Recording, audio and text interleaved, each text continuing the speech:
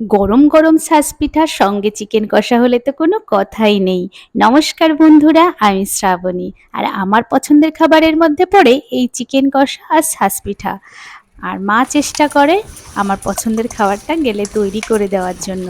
আর মা কিন্তু ভালো পিঠা বানায়, সব রকম পিঠাই মা ভালো বানাতে পারে। এই ছাঁচ পিঠাই কিন্তু একটা মিষ্টি রসে ভেজানো হয়, সেটা আমার অত ভালো লাগে না। এই চিকেনের সঙ্গে এই পিঠাটা কিন্তু আমার দারুণ লাগে, তাই মা চেষ্টা করে বানিয়ে দেওয়ার জন্য।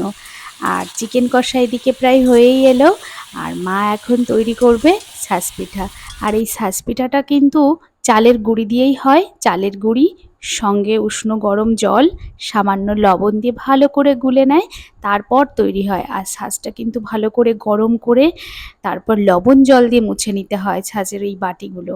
এই যে মা এখন পিঠা বানাচ্ছে, এই পিঠাটা ঢেকে দেওয়ার পর ৫ থেকে ৭ মিনিটের মধ্যেই হয়ে যায়। একসঙ্গে ৬টা ৭টা করে পিঠে তো হয় আর কি। একটা ছাঁচের মধ্যে ৭খানা গোল গোল দেখতেই পাচ্ছেন বাটি রয়েছে।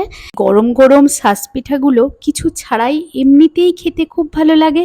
আর চিকেন দিয়ে খেলে তো দুর্দান্ত লাগে খেতে। আর পিঠাগুলো কিন্তু খুব সফট হয়েছে। আমার মতো কেউ কি আছেন এই ছাঁচ পিঠা খেতে খুব ভালোবাসেন? তাহলে কমেন্ট করে অবশ্যই জানাবেন। পিঠাগুলো কিন্তু খুব খেতে ভালো হয়েছে। আর আমি এদিকে পিঠাগুলো নিয়ে আমার দাদার মেয়ে সাথী, তাকে নিয়ে খাওয়া শুরু করে দিয়েছি। দুর্দান্ত লাগছিল গরম গরম। সত্যি মা আছে বলে হয়তো আমার পছন্দের খাবারটা সুন্দর করে ভালোবেসে বানিয়ে দিচ্ছে।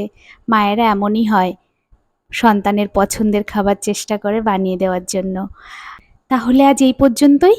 আবার দেখা হচ্ছে নেক্সট কোনো ভিডিওতে। ততক্ষণের জন্য ভালো থাকবেন, সুস্থ থাকবেন।